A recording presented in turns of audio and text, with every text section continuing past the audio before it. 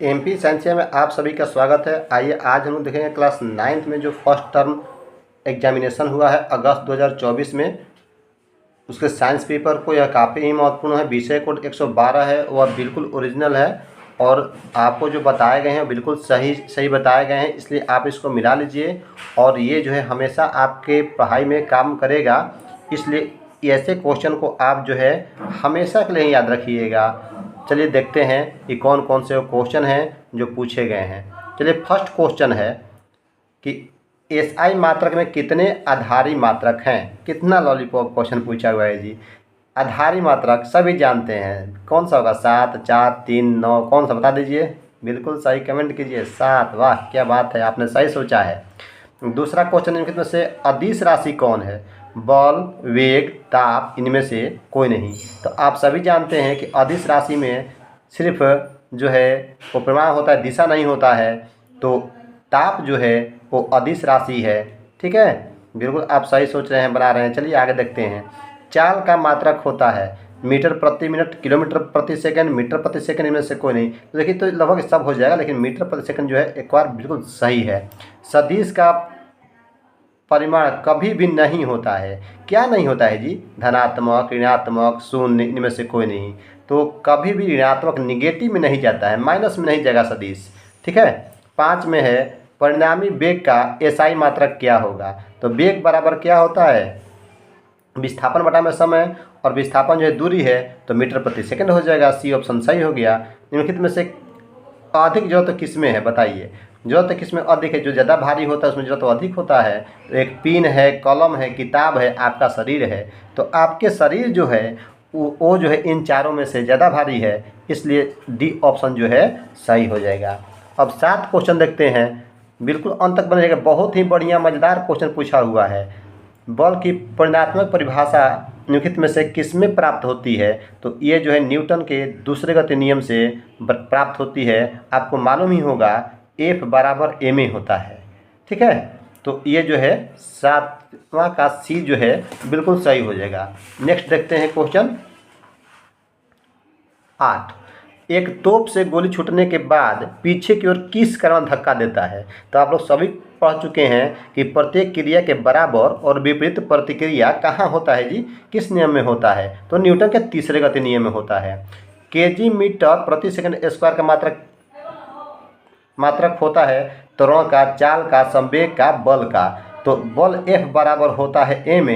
तो m का हो गया kg और a का हो गया मीटर प्रति सेकंड स्क्वायर। तो क्या हो जाएगा? डी ऑप्शन सही हो जाएगा। 1 किलोग्राम भार कितने न्यूटन के बराबर होता है? तो आप सभी जानते हैं कि W बराबर mg होता है। m का मान यहाँ पर 1 दिया हुआ है, g का मान कितना होता है जी? 9.8 मीटर प्रति सेकंड स्क्वायर। इसमें गुणा कीजिएगा तो 9.8 हो जाएगा। डी ऑप्शन जो है सही हो जाएगा, 9.8। ठीक है। अब है निम्नलिखित में से कौन पदार्थ है? घृणा, स्नेह, गंध, ये सब तो महसूस होता है ना जी।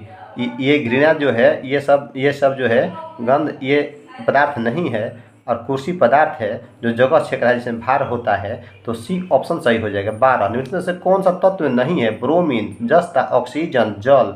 जल क्या है? जल का सूत्र क्या होता है जी? H2O होता है। यह यौगिक है, इसलिए यह तत्व नहीं है बल्कि जैविक है। सी ऑप्शन सही हो जाएगा। 13 में गैस का द्रव में परिवर्तन क्या कहलाता है? जमना, गैसीकरण, संघनन, ऊर्ध्वपातन। तो संघनन कहलाता है। ठीक है।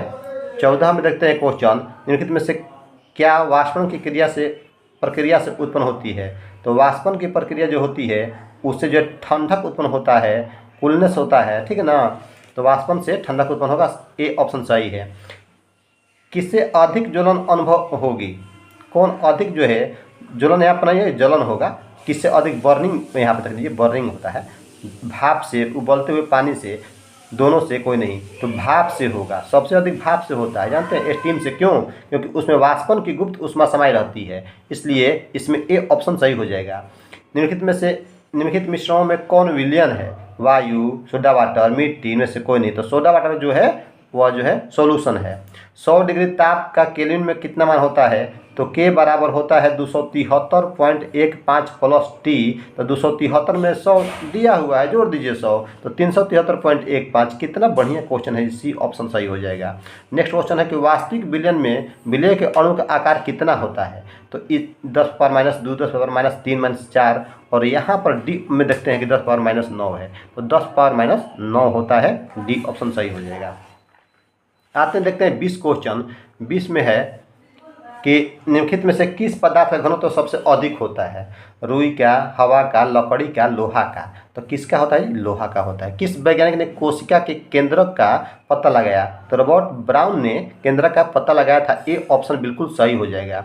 कोशिका भित्ति किससे बनी होती है, तो ये बनी हुई होती है सेलुलोज की, सी ऑप्शन सही हो जाएगा। निम्नलिखित में से कौन एक कोशिकीय है, सिर्फ एक कोशिका किस में होता है, कवक में, जंतु में, पौधा में, अमीबा में। तो सभी जानते हो ना बाबू कि अमीबा जो होता है, ईस्ट पैरामीशियम, ये सब जो होते हैं युग्लिना, ये एक कोशिकीय जीव होता है, सी ऑप्शन सही हो जाएगा। रंगीन प्लास्टिड को क्या कहते हैं, तो रंगीन प्लास्टिड को कहते हैं क्रोमोप्लास्ट, और रंगहीन को ल्यूकोप्लास्ट। तो यहाँ पर सी ऑप्शन क्रोमोप्लास्ट सही हो जाएगा। निम्नलिखित कोशिका में किसे आत्महत्या की थैली कहते हैं, बार बार बताया गया। Power house of cell mitochondria, क्यों, क्योंकि एटीपी के रूप में ऊर्जा देता है हम लोग के शरीर में भोजन के ऑक्सीकरण के पश्चात में, इसलिए पावर हाउस ऑफ सेल जो है sorry power house of cell mitochondria है। आत्महत्या की थैली पूछा है, तो आत्महत्या की थैली लाइसोसोम को कहेंगे, क्यों कि आत्महत्या की थैली जो होता है इसमें हाइड्रोलिटिक अम्ल का भंडार होता है, फट जाएगा तो पूरा कोशिका को पचा देगा,